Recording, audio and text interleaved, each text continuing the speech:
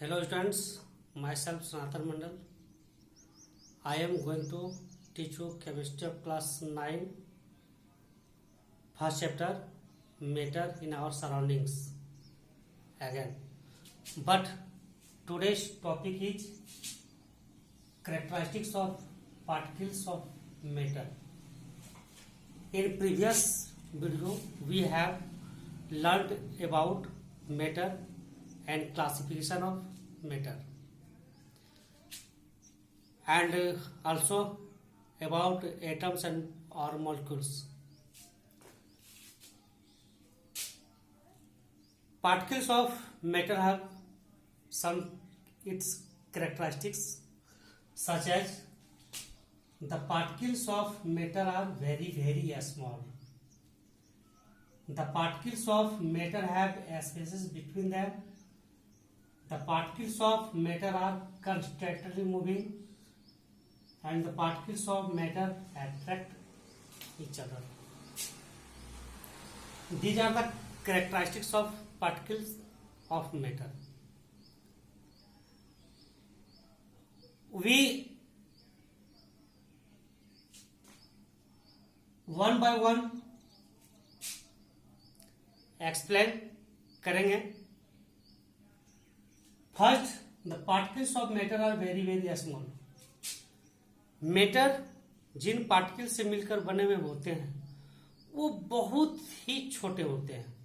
वो इतने छोटे होते हैं कि उनको हम अपने इन नेक्ड आई से देख नहीं सकते. एक्सपेरिमेंट के द्वारा इनको हम लोग देखते हैं.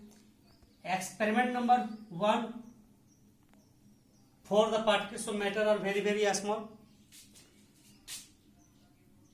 Take one container. एक कंटेनर लेंगे ए, दूसरा B, C, D, E, F.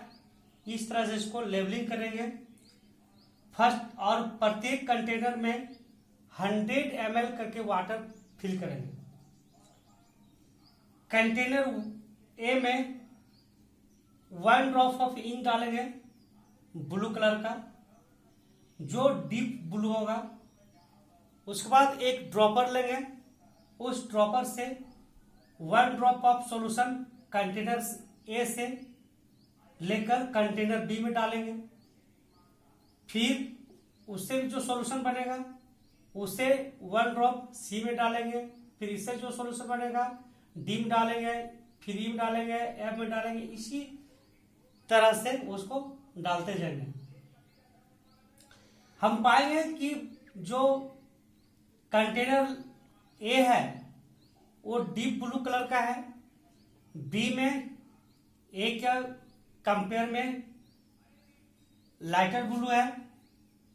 B C में बी की अपेक्षा लाइट है. उसी प्रकार से डी में सी के कंपेयर में लाइटर है, ई में डी के कंपेयर में लाइटर है, और इसी प्रकार से एफ में ई के कंपेयर में लाइटर सॉल्यूशन प्राप्त होता है. हमने देखा कि 1 drop of ink blue colour का डाले थे लेवल ए में.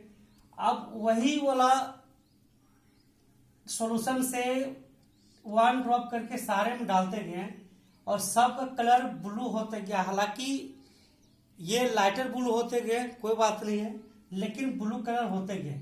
इनका तात्पर्य यह है कि 1 ड्रॉप ऑफ इंक का पार्टिकल्स सब कंटेनर में चले गए.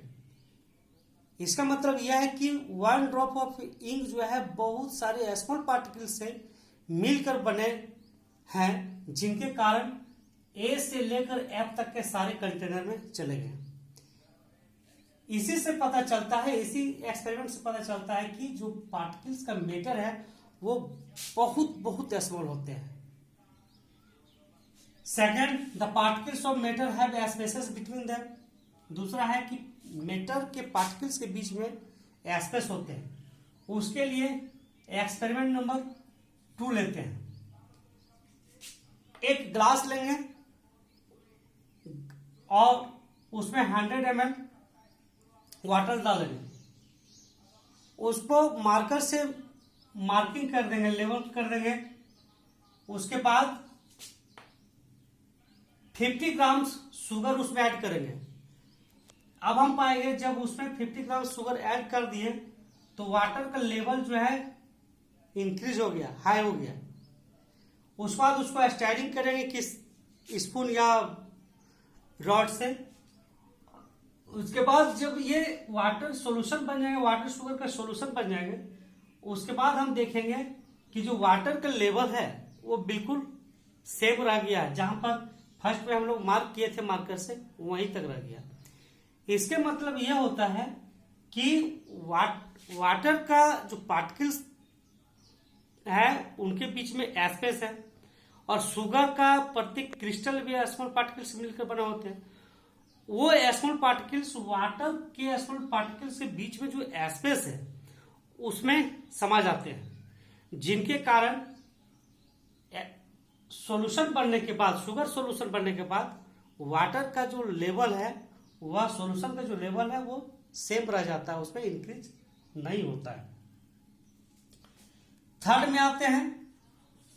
थर्ड में है the particles of matter are constantly moving.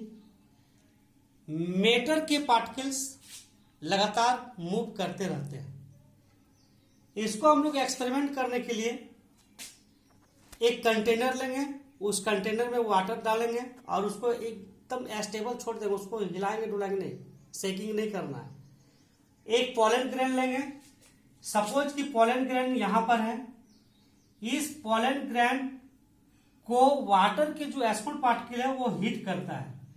मान लो कि ये इधर से हीट करता है तो यहां आ गया। अब इस यहां आने के बाद वाटर का दूसरे पार्टिकल्स है उसको हीट पीछे से इधर से कर रहे हैं तो ये इधर आ गए, अब यहां पर आ गया। उसी प्रकार से इधर से फिर हीट किया तो वो इधर चले गए। इसी प्रकार से यदि इधर से हीट किया तो फिर यहां पर आ गया। फिर यहां से यदि इधर हीट किया जाता है तो ये पार्टिकल्स यहां तक आ जाता है। ये वाटर के स्मॉल पार्टिकल्स के द्वारा पोलन ग्रेन को हीट करने के कारण इस प्रकार से वो पोलन ग्रेन जो है एक जिग जैग वे में मूव करते हैं। वो मूव करता है जिग जैग वे में। इस प्रकार से पोलन ग्रेन को जिग जैग वे में मूव करने को ब्रोनियन मोशन कहते हैं। यह ब्रोनियन मोशन का एक एग्जाम्पल भी है। और ये भी इस एक्सपेरिमेंट से प्रूव होता है कि वाटर पार्टिकल्स हीट करते हैं पोलन ग्रेन को, और पोलन ग्रेन जिगजैग वे में मूव करते हैं। इससे यह प्रूव होता है कि मैटर के पार्टिकल्स हमेशा मूव करते हैं, वो कंस्टेंटली मूव करते हैं, बट सॉलिड में मूव नहीं करते हैं। सॉलिड में वाइब्रेशन होता है, ओनली वाइब्रेशन। फोर्थ है the particles of matter attract each other. Fourth character, particles of matter attract each other. Matter के पार्टिकल्स एक दूसरे को अट्रैक्ट करते हैं। सपोज एक्सपेरिमेंट 4 में एक पीस ऑफ चॉक लेते हैं। इसको जो हम लोग हैमरिंग करते हैं तो इजीली ये टूट जाते हैं, चूर हो जाते हैं। इसका मतलब यह होता है कि चॉक के पीस के स्मॉल पार्टिकल्स जो है वो अट्रैक्ट एक दूसरे को करते हैं, लेकिन पूरी तरह से टाइटली नहीं कर पाता है। दूसरा और इससे होता है कि थोड़ा इसमें कम ताकत हम लोग को लगता है, फोर्स उसमें कम अप्लाई करना पड़ता है इसको चूर करने के लिए। बट एक क्यूब ऑफ आइस लेते हैं तो उसको चूर करने के लिए हम लोग थोड़ा ज्यादा फोर्स लगाना पड़ता है, अप्लाई करना पड़ता है। इसका मतलब है क्यूब का आइस का जो क्यूब है उसके पार्टिकल्स में एट्रैक्शन फोर्सेस चॉक के पीस के पार्टिकल्स के कंपेयर में ज्यादा है। तीसरा ये पीस ऑफ आयरन लेते हैं, आयरन का एक टुकड़ा लो, अब उसको हैमरिंग करो, तो हम पाते हैं कि उसमें हैमरिंग करने पर उसको स्मॉल पीसेस में नहीं कर पाते हैं। इसका मतलब है कि जो आयरन के पीस का पार्टिकल्स है वे स्ट्रांगली एक दूसरे को जकड़ कर रखते हैं, वो अट्रैक्ट करते हैं, जिसके लिए हम लोग बार बार हैमरिंग करते हैं, उसके बावजूद भी ये चूर नहीं होते हैं। ये experiment characteristics of particles of matter को प्रूव करने के लिए था।